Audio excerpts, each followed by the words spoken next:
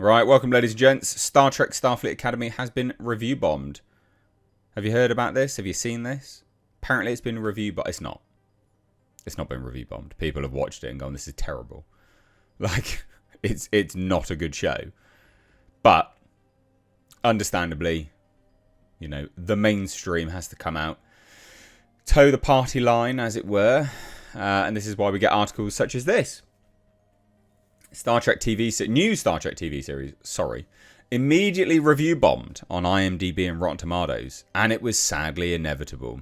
I enjoy articles like this because they expose these kind of websites, any website that does anything like this, as just enemies of the consumer base, enemies of the fan base, just straight up enemies of anyone with any amount of common sense, right?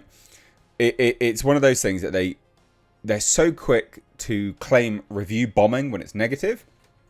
Don't care when it's positive, though. Overwhelmingly positive. They're not going to question that.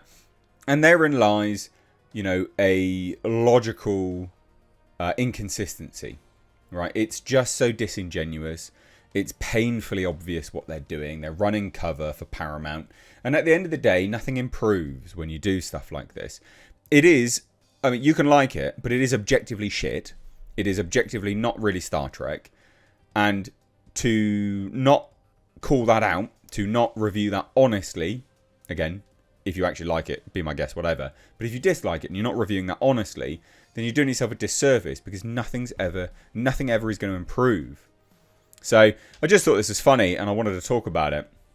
I just thought I'd go through this because, again, like I said, these people are enemies, right? They are just a straight up enemy. That's all they are. And like I said, it's pretty painful, to be honest, seeing stuff like this. It's just laughable. So this is comic book. This is what they're referencing. You know, 43% with only 500 reviews. I mean, that's pitiful in and unto itself, isn't it? You know, only 500 reviews. Over on IMDb, it's a lot more, and it's still just as bad. It's still just as bad. So you have articles like this. Star Trek just launched a new series, Starfleet Academy, on Paramount Plus this week. The 2-episode premiere has gotten its fair share of love from new and old fans alike. Not many of them, though. There's only about 12. But that doesn't mean that everyone is loving the show. Yeah, alright, that's fair. Okay, but then we just descend into nonsense. As always, some have criticisms of Starfleet Academy and aren't afraid to show it online. Well, that's fine. Oh, here we go. Here's where they preface it. Here's where they try and, misconstrue what actual criticism is with other things. Criticism is one thing, and it's a fair thing. Fantastic English. But Starfleet Academy is the latest release that is being targeted by a review bombing campaign. Okay, and it's a pretty ugly one. Well, how did you know this? Did the leaders of this campaign come out and tell you this? Like, what's going on? I mean, you don't know that, do you? It's just you're just making it. You're just making a point of saying it. Like, you're just guessing. As of writing this, Starfleet Academy holds an abysmal 35% audience score on Rotten Tomatoes. It has gone up ever so slightly, not massively, but it's gone up. Compared to its 85% critic score. Right, okay, but all that says to me, someone who, you know, I'm not massively cynical, actually. But all that says to me is that there's a massive disparity between what the critics like and what the audience likes. That's not unheard of. That's pretty normal, actually. We've seen that time and time again. It's been like that for years now. I mean, the fact that you write for comicbook.com, you should know that that's just something which happens, right? It's almost like a prerequisite of releasing stuff these days. The critics will like it and the fans will probably dislike it. It's just that is what it is. It's quite rare that they agree. Over on IMDb, the damage looks even worse, with the show having a user rating of 4.8 out of 10 score with 38.2%, or over 1,000 of the nearly 3,000 reviews giving the show a score of 1. Yeah, and that's a fair thing. It's really not that good a show, so I'd say that's a pretty fair review, you know, a pretty fair review score, giving it a 1. That's not actually that unheard of. Like, I thought it was woeful. So review bombing is nothing new in the fandom space, but this is one of the more aggressive campaigns that's been in scene in a minute. You know what that is, though, right? What's comical about this is that they're trying to say it's a really aggressive review bombing campaign, but it's not. All it is Star Trek has become so poisonous to its own fan base that they could not be bothered to even watch it. So barely anyone has tuned in, and the people that have gone, well, this isn't very good.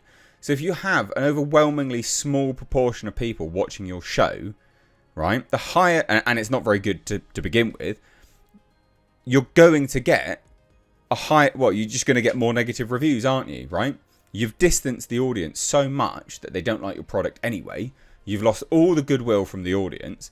So then those that have bothered to watch it, you know, that don't have complete apathy for you, they don't like it anyway. So then you really don't have a massive user pool to pull from in terms of the reviews. And also at the end of the day, it's a really niche product anyway. It's not like Star Wars that has had a mass appeal. Star Trek never really had a mass appeal. It always had a smaller fan base. So it's not a massive surprise that if you piss off the fans, they're going to look at it and go, well, I don't like that, and that's crap. And then that's overwhelmingly what's going to be coming through on the reviews. So funny. So they say at this level, it's impossible to tell the genuine criticism from the malicious review bombs. Right, okay. So you've just guessed that it's review bombing. Fuck off. What an absolute pile of garbage bumholes these. I don't understand it, man. It's so egregious. You know, it's just not very good. At the end of the day, it just isn't very good, and people don't like it that much. Right? Like, that just is what it is. But they're like, no, review bombing. It's got to be review bombs, guys. It's got to be review bombs. That's it. It's got to be review bombs. Yeah, sure, whatever, mate.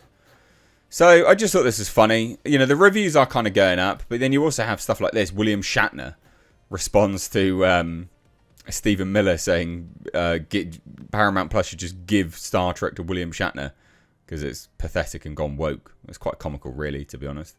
And he does reply. He's like, I'm so on the same page with you. The fact that they have not cure for hyperopia by the 32nd century is an abysmal oversight on the writers.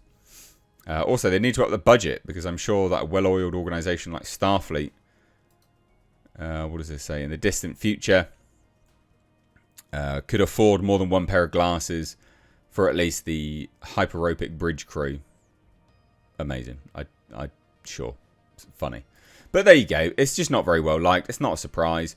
But mainstream media is like, oh, it's review bombing. It's not review bombing. Shut up.